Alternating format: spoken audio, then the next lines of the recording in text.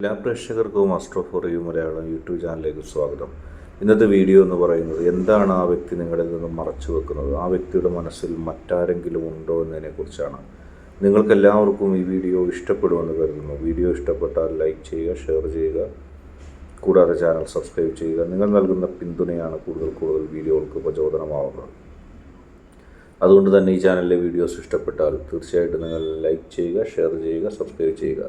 നമുക്ക് ഒന്നാമത്തെ ഫയലായ 2 of pentacles നമുക്ക് നോക്കാം. ഇവിടെ കൃത്യമായി നിങ്ങളുടെ വ്യക്തിക്ക് ഒരു ആശയക്കുഴപ്പമുണ്ടായിരിക്കുന്നു. ആ വ്യക്തിയിൽ ഏറ്റവും കൂടുതൽ കാണുന്നത് ആശയക്കുഴപ്പമാണ്. ഈ ആശയക്കുഴപ്പത്തിൻ്റെ പ്രത്യേകത എന്ന് പറയുന്നത് ആ വ്യക്തി എന്തോ നിങ്ങളിൽ നിന്ന് മറച്ചു വെക്കാൻ ശ്രമിക്കുകയാണ്. ആ വ്യക്തി മറച്ചു വെക്കാൻ ശ്രമിക്കുന്നത് തന്നെയാണ് ഇവിടെ വ്യക്തമാകുന്നത്. നിങ്ങളിൽ നിന്നും മറച്ചു വെക്കാൻ ശ്രമിക്കുന്ന ഒരു വ്യക്തിയെയാണ് നിങ്ങളിവിടെ കാണുന്നത്. തീർച്ചയായിട്ടും ആ വ്യക്തിയുടെ മനസ്സിൽ ഒരുപാട് പ്രശ്നങ്ങളുണ്ടാകാം, പ്രതിസന്ധികളുണ്ടാകാം. പക്ഷേ ആ വ്യക്തി നിങ്ങളിൽ നിന്നും മറച്ചു വെക്കാൻ ശ്രമിക്കുകയാണ്, മറച്ചു വെക്കാൻ തയ്യാറെടുക്കുകയാണ്. എന്തുകൊണ്ടാണ് മറച്ചു വെക്കുന്നത്? ആ വ്യക്തിയുടെ മനസ്സിൽ മറ്റാരെങ്കിലും ഉണ്ടോ, അല്ലെങ്കിൽ ആ വ്യക്തി ആരെങ്കിലും സ്വാധീനിക്കാൻ ശ്രമിക്കുന്നുണ്ടോ എന്നുള്ളത് നോക്കാം. 2 വഞ്ചിയിൽ കാലുകുത്താൻ ശ്രമിക്കുന്ന ഒരു വ്യക്തിയാണ്. മനസ്സിൻ്റെ ഉള്ളിൽ ചെറിയൊരു ചാഞ്ചാട്ടം മാത്രമായിരിക്കാം ചിലപ്പോൾ, പക്ഷേ ആ വ്യക്തി 2 വഞ്ചിയിൽ കാലുകുത്താൻ ശ്രമിക്കുന്നതായിട്ട് നമുക്കിവിടെ കാണാൻ സാധിക്കും. എന്താണ് ആ വ്യക്തി ഉദ്ദേശിക്കുന്നതെന്ന് നമുക്ക് കൃത്യമായിട്ട് ഇപ്പോൾ പറയാൻ കഴിയില്ല. പക്ഷേ 2 വഞ്ചിയിൽ കാലുകുത്താൻ ആ വ്യക്തിയെ ചിലർ പ്രേരിപ്പിക്കുന്നു, അല്ലെങ്കിൽ ആ വ്യക്തിയെ ശരിയായ രീതിയിലുള്ള ചിന്തയിൽ നിന്ന് തെറ്റായ ചിന്തയിലേക്ക് കൊണ്ടുപോകാൻ ശ്രമിക്കുന്നു. അടുത്ത കാർഡ് 3 ഓഫ് സോർഡ് ആണ്. 3 വാളുകളാണ്. തീർച്ചയായിട്ടും ആ ചിത്രം കാണുമ്പോൾ തന്നെ നിങ്ങൾക്കറിയാം, ഹൃദയത്തിൽ ചില കാരണങ്ങൾ കൊണ്ട് 3 മടങ്ങ് വേദന ഉണ്ടായിരിക്കുന്നു.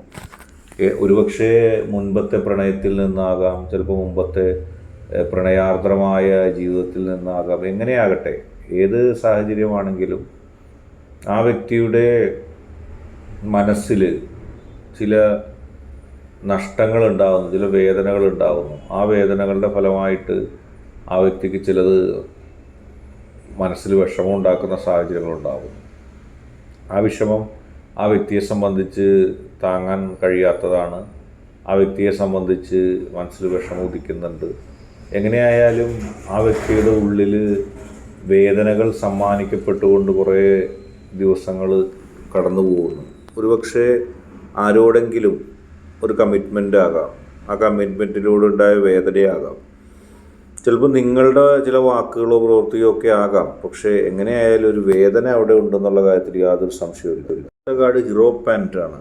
ഇവിടെ കാണുന്നത് കുടുംബത്തെ സ്നേഹിക്കുന്ന, പാരമ്പര്യ മൂല്യങ്ങളെ സ്നേഹിക്കുന്ന ഒരു വ്യക്തിയാണ്. അതായത് വഴിതെറ്റാനുള്ള സാഹചര്യവും വഴിതെറ്റാനുള്ള കാര്യങ്ങളും ഉണ്ടാകുമ്പോഴും താൻ കടപ്പെട്ടിരിക്കുന്നത് തൻ്റെ കുടുംബത്തോടും തൻ്റെ പാരമ്പര്യമായ മൂല്യത്തോടും നേർരേഖയിലൂടെയുള്ള തൻ്റെ ജീവിതത്തോടുമാണെന്ന് ആ വ്യക്തി പറയാൻ ശ്രമിക്കുകയാണ്. ഇവിടെ അത് ദൃശ്യവുമാണ്. അതായത് വഴി തെറ്റില്ല, നേർരേഖയിലൂടെ അല്ലാതെ ഞാൻ സഞ്ചരിക്കില്ല, എനിക്കതിന് സാധിക്കില്ല എന്ന് ഒരാൾ പറയുന്ന, ഒരു വ്യക്തി പറയേണ്ടി വരുന്ന, അല്ലെങ്കിൽ ആ വ്യക്തി അങ്ങനെ ഒരു തീരുമാനമായി മുന്നോട്ട് പോകുന്ന അവസ്ഥയാണ് ഇപ്പോൾ ഈ കാർഡിൽ നിന്ന് നമുക്ക് കണക്കാക്കാൻ കഴിയുന്നത്. അതായത് പലരും വഴിതെറ്റിക്കാൻ ശ്രമിക്കുമ്പോഴും മൂല്യങ്ങൾ മുറുകെ പിടിക്കാനുള്ളൊരു ടെൻഡൻസി ആ വ്യക്തി കാണിക്കുന്നു. അത് നല്ലൊരു നേർരേഖയിലൂടെയുള്ളൊരു യാത്ര ആ വ്യക്തിക്ക്. ട്രാക്ക് മാറാൻ പലരും അന്യായവും അനീതിയും പറയുമ്പോഴും ട്രാക്ക് മാറാതെ പോകുന്ന ആ വ്യക്തിയെ നിങ്ങൾക്ക് അവിടെ കാണാം. അടുത്ത കാർഡ് ഡീവിളിൻ്റെ കാർഡാണ്.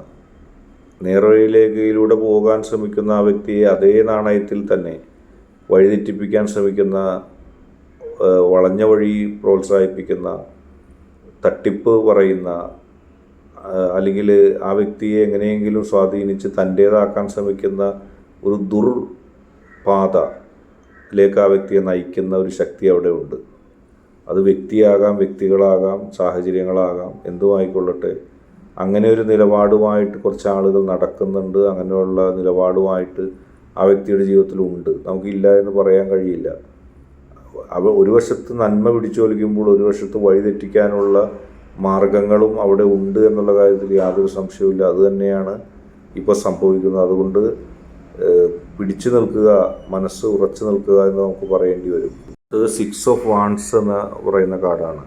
ആ വ്യക്തിയിൽ ഈഗോ വർക്കൗട്ട് ആവുന്നു, ആ വ്യക്തിയിൽ ഈഗോ ഉണ്ടാകും, ആ വ്യക്തിക്ക് ഈഗോ വരികയാണ്. ഒരുപക്ഷെ ആ വ്യക്തിയുടെ അഹങ്കാരമാകാം, തെറ്റിദ്ധാരണയാകാം, അല്ലെങ്കിൽ താൻ തെറ്റ് ചെയ്യുന്നുള്ളത് മറ്റുള്ള ഒരാൾ കണ്ടെത്തുമ്പോൾ തനിക്കുണ്ടാകുന്ന ഒരു അപകർഷതാബോധം, അത് ദേഷ്യമായിട്ട് മാറുന്നു, അതൊരു വഴക്കായിട്ട് മാറുന്നു.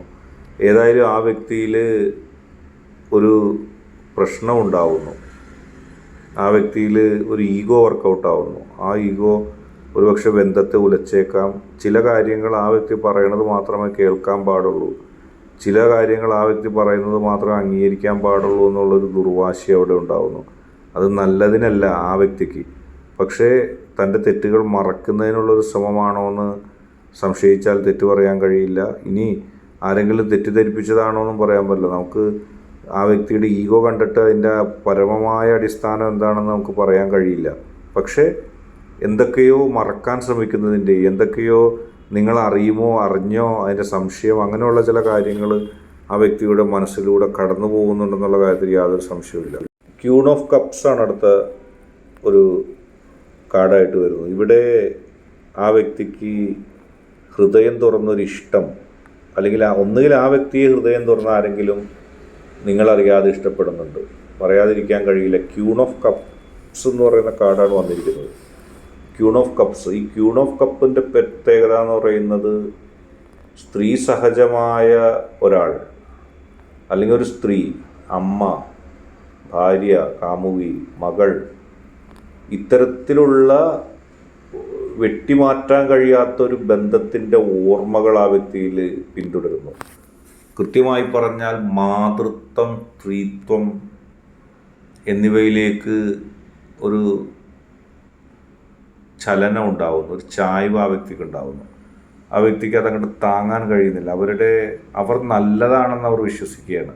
നല്ലതാണോ ചീത്തയാണോ എന്നുള്ളത് ഓരോരുത്തരുടെയും ജീവിതം നോക്കിയാൽ നമുക്ക് പറയാൻ പറ്റുള്ളൂ. നമ്മളൊരു ജനറൽ റീഡിങ്ങിൽ അവർ നല്ലതാണോ ചീത്തയാണോ എന്നല്ല ഇവിടെ പറയണത്. അവരുടെ സ്വാധീനം ഈ വ്യക്തിയിൽ അവർ നല്ലതാണെന്നുള്ള രീതിയിൽ പോകുന്നു, അവരെ പരിഗണിക്കുന്നു, അവരുടെ സ്നേഹത്തിൻ്റെ വില മനസ്സിലാക്കുന്നു. അങ്ങനെ ഒരു നീക്കമാണ് ഇവിടെ കാണുന്നത്. നമുക്ക് നിങ്ങളുടെ സാഹചര്യം അറിഞ്ഞാൽ മാത്രമേ കൂടുതലായിട്ട് അതിനെക്കുറിച്ച് പറയാൻ കഴിയുള്ളൂ. എങ്കിലും അങ്ങനൊരു കാര്യം ഇവിടെ നടക്കുന്നുണ്ട് എന്നുള്ളത് പറയുന്നു. ക്യൂൺ ഓഫ് സ്വാർഡാണ്, വാൾ കൊണ്ട് നിൽക്കുന്ന ഒരു ക്യൂണാണ് അവിടെ കാണുന്നത്. മനസ്സിൻ്റെ സ്നേഹവും മനസ്സിൻ്റെ ഇഷ്ടവും ഇഷ്ടത്തിൻ്റെ പവിത്രവും തന്നെ ആവണമെന്നില്ല ആ വ്യക്തിയിൽ ഒളിപ്പിച്ചിരിക്കുന്ന കാര്യം. ചിലപ്പോൾ ഒരു വാശിക്ക്, നിങ്ങളോടുള്ള ദേഷ്യത്തിന് ചിലരെ അംഗീകരിക്കാൻ ശ്രമിക്കുക. അവർ തെറ്റുകാരാണെന്ന് അറിഞ്ഞുകൊണ്ട് അവർ നൽകുന്ന സ്നേഹം പവിത്രമാണെന്നോ ഇല്ല, അങ്ങനെ ഒരു ധാരണയൊന്നും ഇവർക്കില്ല. അവരും തട്ടിപ്പാണ്, വെട്ടിപ്പാണ് എന്നൊക്കെ ഇവർക്കറിയാം. പക്ഷെ നിങ്ങളോടുള്ള വാശിക്ക് ചിലപ്പോൾ അതാണ് ശരിയെന്ന് വിശ്വസിച്ചുകൊണ്ട് മുന്നോട്ട് പോകാനുള്ള സാധ്യത തള്ളിക്കളയാൻ കഴിയില്ല. ഏതായാലും പെട്ടുപോയി എന്ന് ഇത് തന്നെ ശരിയായിട്ട് ഞാൻ ഡിഫെൻഡ് ചെയ്യും എന്നുള്ളൊരു ധാരണ ഇത് ഹൃദയത്തിൻ്റെ ഉള്ളിൽ നിന്ന് കൃത്യമായിട്ട് വരുന്നതാണ്. നിങ്ങൾ ഒരു സംശയവും വേണ്ട. ഞാൻ പറയുന്നതും ഞാൻ ചെയ്യുന്നതും ഇനിയിപ്പോൾ തെറ്റാണെങ്കിലും ഇത്രയൊക്കെ ആയതുകൊണ്ട് അതിനെ ന്യായീകരിച്ച് അതിനെ ഡിഫെൻഡ് ചെയ്ത് അങ്ങോട്ട് നിന്നേക്കാം എന്നുള്ളൊരു ധാരണ ആ വ്യക്തിയിൽ ഉണ്ടായിരിക്കുന്നു. കൃത്യമായൊരു വിലയിരുത്തലാണെന്നാണ് വിശ്വസിക്കുന്നത്. അത് അങ്ങനെ ഒരു ധാരണയിൽ ആ വ്യക്തി മുന്നോട്ട് പോകുന്നുണ്ട്. കിങ് ഓഫ് വാൺസ് എന്ന് പറയുന്ന അവസാന കാർഡാണ്. നിങ്ങൾ തന്നെയാണ് ശരി, നിങ്ങളെ തന്നെ നിലനിർത്താൻ കഴിയുള്ളൂ, നിങ്ങളുടെ ഒപ്പം തന്നെ നിൽക്കണം, നിങ്ങളുടെ ഒപ്പം ജീവിക്കണം, അത് തന്നെയാണ് ഉദ്ദേശം. അതിൻ്റെ അപ്പുറത്തേക്കൊരു ഉദ്ദേശമില്ല. ബാക്കിയെല്ലാം നിലനിൽക്കാത്തതാണെന്നും ബാക്കിയെല്ലാം അങ്ങനെ നിലനിൽക്കുന്നതല്ലെന്നും ബാക്കിയൊന്നിലും ഒരു കാര്യമില്ലെന്ന് ഈ വ്യക്തി മനസ്സിലാക്കുന്നുണ്ട്. പക്ഷേ അത് അംഗീകരിച്ച് തരാൻ ഈ വ്യക്തി പറയുന്നില്ല. നിങ്ങളാണ് ശരിയെന്ന് ഇപ്പോൾ ഈ വ്യക്തിക്ക് മനസ്സിലായിട്ടുണ്ട്. പക്ഷെ തൻ്റെ പഴയകാല പ്രവർത്തനങ്ങൾ അനുസരിച്ച് അത് അങ്ങോട്ട് അംഗീകരിച്ച് കൊടുക്കാനായിട്ട് ഈ വ്യക്തിക്ക് അങ്ങോട്ട് കഴിയണില്ല. അംഗീകരിക്കാൻ ഈ വ്യക്തി തയ്യാറാകുന്നില്ല. താനാണ് ശരി എന്ന ധാരണയോടെ മുന്നോട്ട് പോവുകയാണ്. യഥാർത്ഥത്തിൽ ആ വ്യക്തിക്ക് അറിയാം നിങ്ങളാണ് ശരി, എനിക്ക് തെറ്റുപറ്റിയെന്ന് അറിയാം. പക്ഷെ അംഗീകരിച്ച് കാണാത്ത ഒരു മനസ്സ് നിങ്ങൾ കണ്ടേക്കാം. അത് കണ്ടിട്ട് നിങ്ങൾ ഈ വ്യക്തിക്ക് ഇപ്പോഴും ആ ധാരണ മാറിയിട്ടില്ലേ, പ്രതിസന്ധി മാറിയിട്ടില്ലേ എന്ന് സംശയിക്കേണ്ട. ഒരു മനുഷ്യൻ്റെ ഒരു സ്വഭാവമാണത്. തനിക്ക് 100% തെറ്റുപറ്റിയാലും സ്വയം ന്യായീകരിക്കാൻ ആ വ്യക്തി ശ്രമിക്കുന്ന ഒരു അന്തരീക്ഷമാണ് ഇപ്പോൾ നിങ്ങൾ കാണുന്നത്. പക്ഷെ മനസ്സിൽ നിങ്ങളെ ബോധ്യപ്പെട്ടു, മറ്റത് തെറ്റാണെന്ന്, നിങ്ങളാണ് ശരിയെന്ന് ബോധ്യപ്പെട്ടിട്ടുണ്ട്. ഇന്നത്തെ വീഡിയോ നിങ്ങൾക്കെല്ലാവർക്കും ഇഷ്ടപ്പെട്ടിട്ടുണ്ടെന്ന് വിചാരിക്കുന്നു. ഇഷ്ടപ്പെട്ടാൽ ലൈക്ക് ചെയ്യുക, ഷെയർ ചെയ്യുക, കൂടാതെ ചാനൽ സബ്സ്ക്രൈബ് ചെയ്യുക. നിങ്ങൾ നൽകുന്ന പിന്തുണയാണ് കൂടുതൽ വീഡിയോകൾക്ക് പ്രചോദനമാകുന്നത്.